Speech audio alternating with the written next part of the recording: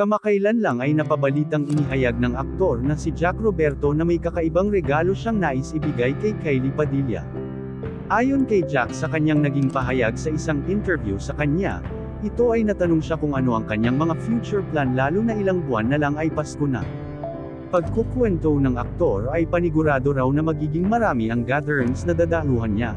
Natanong din si Jack kung ano ang plano niyang iregalo sa aktres sa darating na Pasko.